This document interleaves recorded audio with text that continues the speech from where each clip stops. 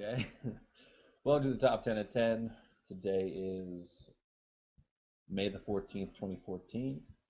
I'm your host, Dan Rightletter at FireDogLake.com, and these are the top 10 news stories. Cool. Story number 10. It's from The Guardian. It's a good piece from John Pilger, famed documentary filmmaker, journalist. In Ukraine, the U.S. is dragging us towards war with Russia. Washington's role in Ukraine and its backing for the regime's neo-Nazis has huge implications for the rest of the world. Why do we tolerate the threat of another world war in our name? Why do we allow lies that justify this risk? The scale of our indoctrination, wrote Harold Pinter, is a, quote, brilliant, even witty, highly successful act of hypnosis, as if the truth, quote, never happened even while it was happening. Every year, the American historian William Bloom publishes his updated summary of the record of U.S. foreign policy, which shows that since 1945, the U.S. has tried to overthrow more than 50 governments, many of them democratically elected, grossly interfered in elections in 30 countries, bombed the civilian populations of 30 countries, used chemical and biological weapons, and attempted to assassinate foreign leaders.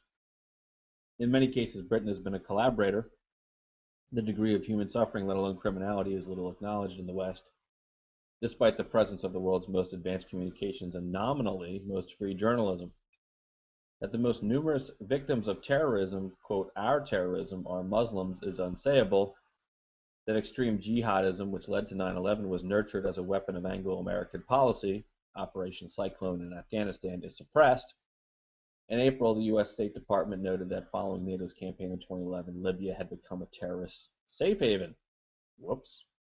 The name of our enemy has changed over the years from communism to Islamism, but generally it is any society independent of Western power and occupying strategically useful or resource-rich territory or merely offering an alternative to U.S. domination. The leaders of these obstructive nations are usually violently shoved aside, such as the democratic Mohamed Mossadegh in Iran, Arbenz in Guatemala, and Salvador Allende in Chile, or they are murdered like Patrice Lumumba in the Democratic Republic of Congo. All are subjected to a Western media campaign of vilification. Think Fidel Castro, Hugo Chavez, now Vladimir Putin. Washington's role in Ukraine is different only in its implications for the rest of us. For the first time since the Reagan years, the U.S. is threatening to take the world to war with Eastern Europe and the Balkans now military outposts of NATO. The last buffer state bordering Russia, Ukraine is being torn apart by fascist forces unleashed by the US and EU. We in the West are now backing neo-Nazis in a country where Ukrainian Nazis backed Hitler. Sad but true, isn't it? Having masterminded the coup in February against the democratically elected government in Kiev, Washington's planned seizure of Russia's historic legitimate warm water naval base in Crimea failed. The Russians defended themselves as they have done against every threat and invasion from the West for almost a century, but NATO's military encirclement has accelerated along with U.S. orchestrated attacks on ethnic Russians in Ukraine. If Putin can be provoked into coming to their aid, their pre-ordered pariah role will justify a NATO-done guerrilla war that is likely to spill into Russia itself. I definitely recommend you read this. This is a good counter view that you will never hear in the U.S. press because it is a propaganda bill. Well, you'll never hear it in the U.S. corporate press. But yeah, the U.S. is by no means the good actor in this scenario. I'm not a particular fan of Russia or their intentions, but the idea that the U.S. is, I mean, they overthrew the government and now they're upset that Russia is responding. I mean, and that first instance, by the way, is never covered in the U.S. media. Story number 9. Speaking of Europe, European courts let users erase records on web. Europe's highest court said on Tuesday that people had the right to influence what the world could learn about them through online searches, a ruling that rejected long-established notions about the free flow of information on the internet. A search engine like Google should allow online users to be, quote, forgotten after a certain time by erasing links to web pages, unless there are, quote, particular reasons not to, and let the European Court of Justice in Luxembourg said. The decision underlined the power of search companies to retrieve controversial information while simultaneously placing sharp limits on their ability to do so. It raised the possibility that a Google search could become as cheery and one-sided as a Facebook profile or an about.me page.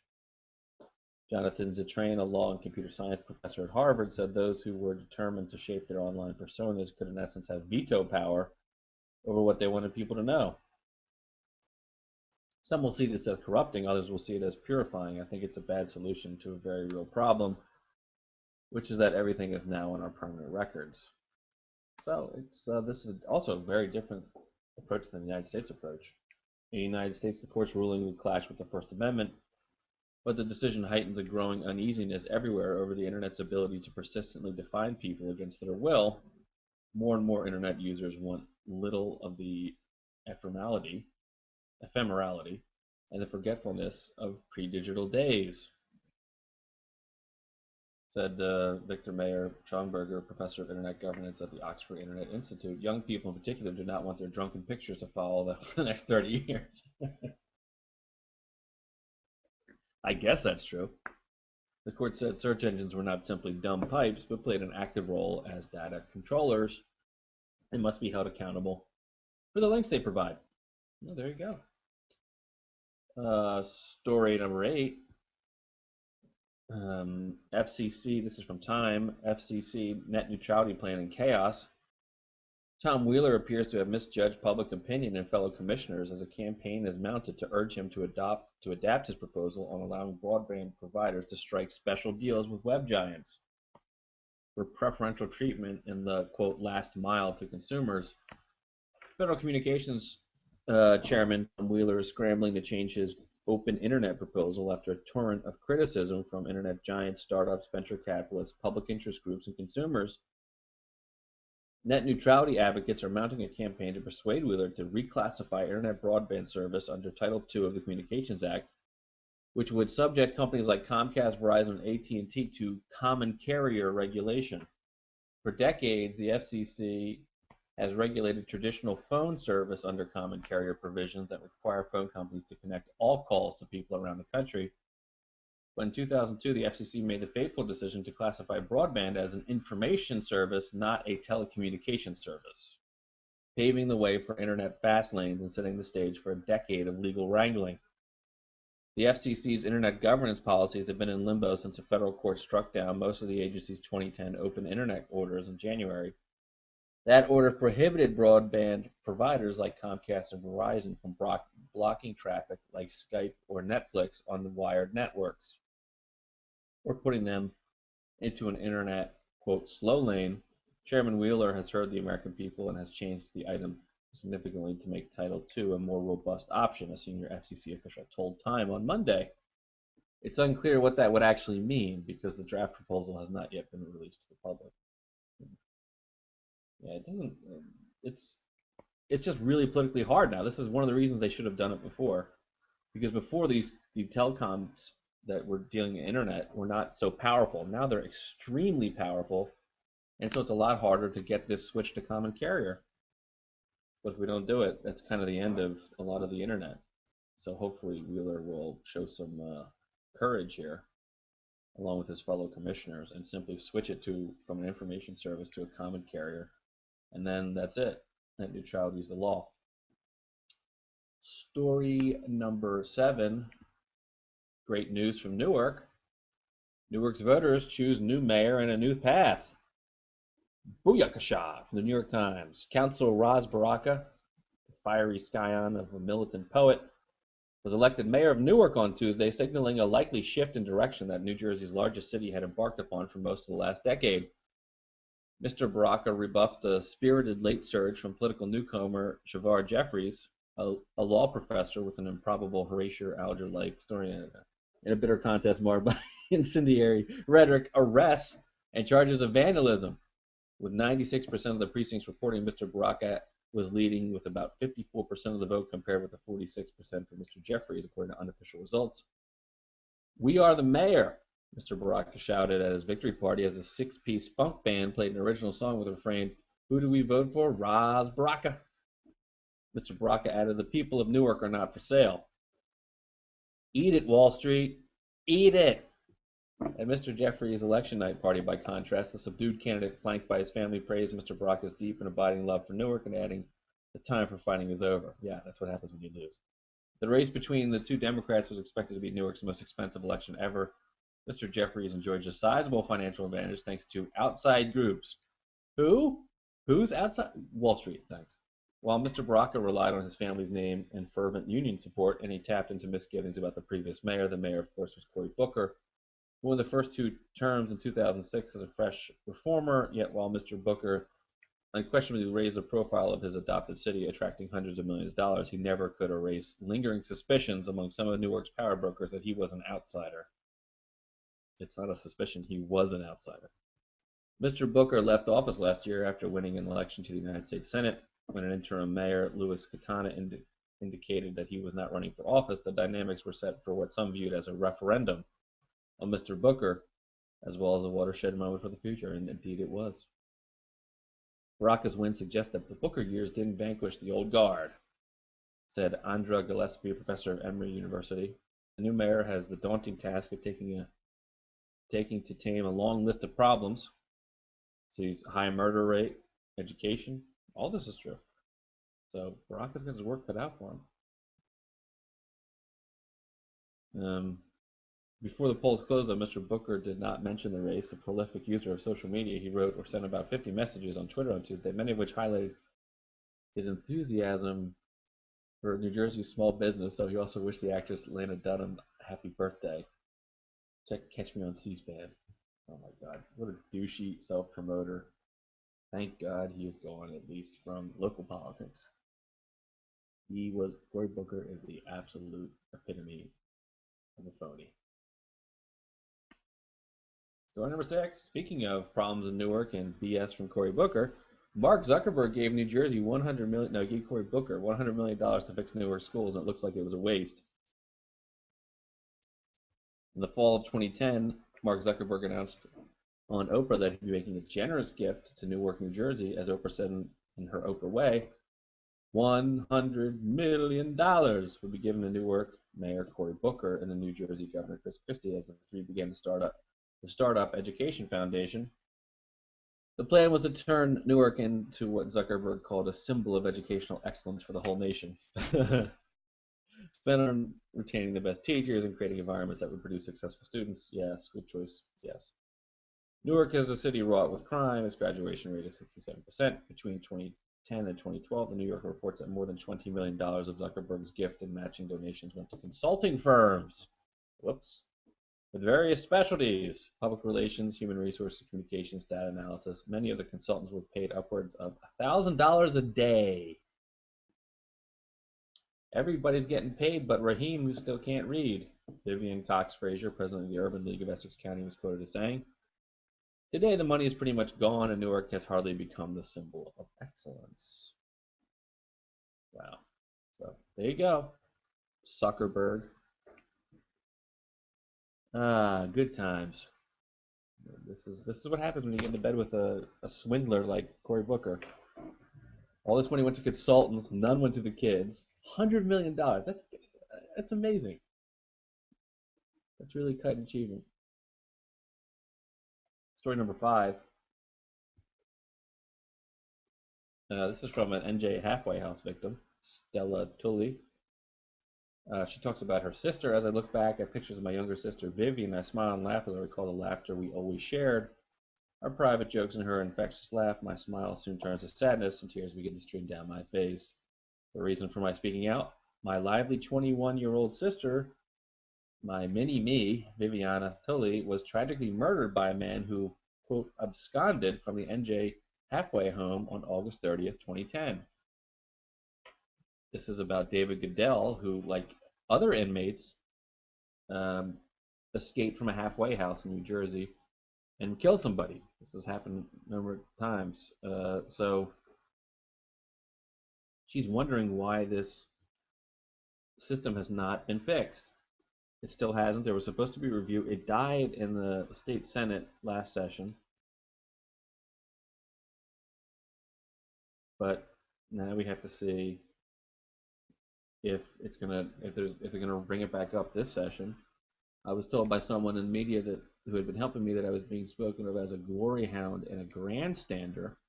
Told that I was that had I been humble and maybe approached Christie's camp hat in hand, someone in the camp would have facilitated a meeting with me. What? I was incensed at this commentary. I've done nothing wrong. My sister was killed. I was supposed to kiss butt. Look, I'm respectful to a point. I'm not going to bend who I am because someone didn't like a comment I made. We are all adults. If my words sting, how do you feel when life doesn't go your way? Okay.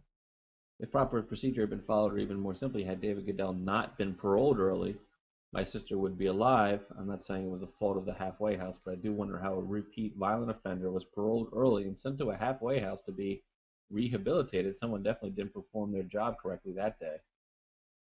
I'm not here for any political gain. So, interesting story. Something we covered over at Fire Dog Lake too. This story, as well as the sort of halfway house system, which is a disaster, partly because there's some shenanigans going on with. I've published the lobbying records of Bill Palatucci, who's Christie's chief aide and an executive director for the company that runs these halfway houses. So there's a lot of issues here. And I guess I still have one more Christie story at least. Story number 4. Well, more than one. This is from the Boston Globe. Baker oversaw firm where pension funds were invested. Last week, Republican gubernatorial candidate Charlie Baker distanced himself from a $25 million investment that New Jersey's pension fund made in a venture capital firm where he works, saying he has no role in soliciting funds. But Baker's campaign acknowledged Tuesday that his firm General Catalyst directed some of that money towards a health insurance company that he oversees as an executive in residence at the Cambridge-based investment company. The investment first came to light last week after it was revealed that Baker had made a $10,000 contribution to an ally, Governor Chris Christie of New Jersey, just months before the pension fund distributed the money.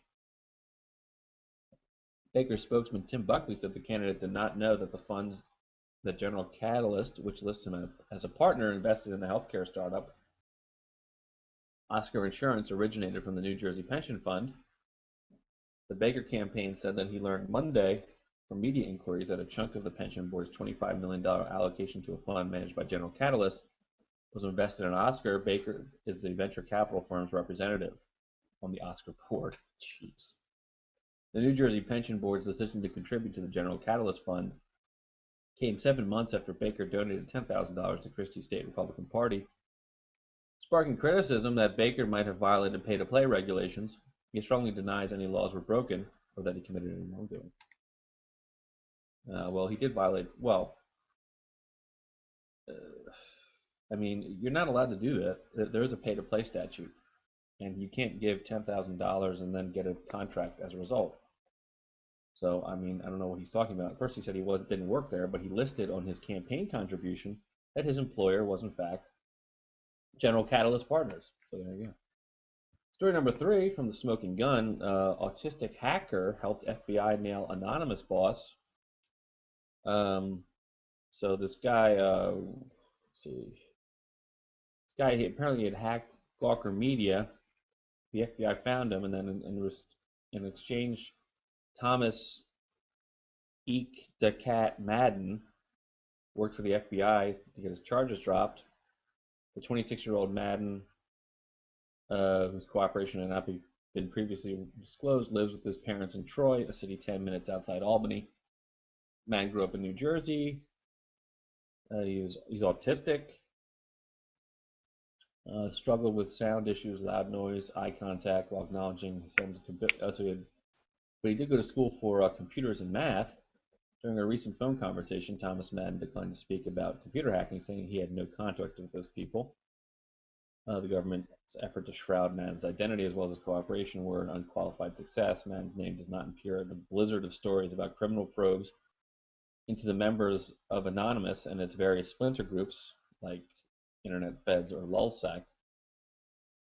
In fact, Gawker itself seems unaware that the FBI actually arrested someone in connection with the theft of its source code, databases, and confidential records. The online incursion, reportedly prompted by Gawker's arrogance, was a publicity coup for Madden and his cohorts. Over 1 million people got compromised because of me, he boasted. He later crowed, "I feel a bit better today because I got the attention of the entire Western world." Laugh out loud. Okay, so this autistic guy, then they helped him get Sabu, Monsignor, who then flipped on Jeremy Hammond and I think a bunch of other people.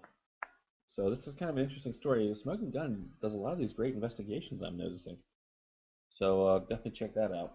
Story number 2, Idaho ban on gay marriage struck down. Federal magistrate court judge ruled Tuesday that Idaho's ban on same-sex marriage is unconstitutional. It's from the Associated Press. U.S. District Magistrate Judge Candy Dale wrote in the decision that Idaho's laws banning same-sex marriage unconstitutionally deny gay and lesbian citizens their fundamental right to marry. Idaho, this got struck down. What's going on? This country, this gay rights movement is sweeping the nation. And the number 1 story from yours truly, Fire Dog Lake, Bridgegate testimony of Governor Christie's press chief raises more questions. Yesterday, Chris Christie's press secretary, Michael Druniak, testified before the New Jersey Legislature's Special Investigative Committee on his role in handling the fallout from the illegal lane closures on the George Washington Bridge, aka Bridgegate. Unlike other witnesses before the committee, Druniak did not take the fifth.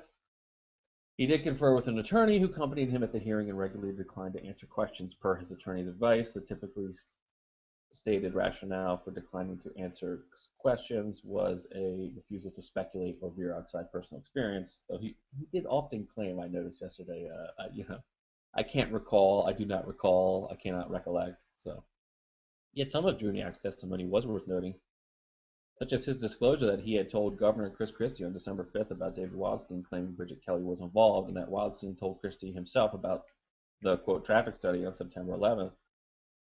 Though there is some question as to whether that had been obscurely disclosed in the report from Christie's internal investigation.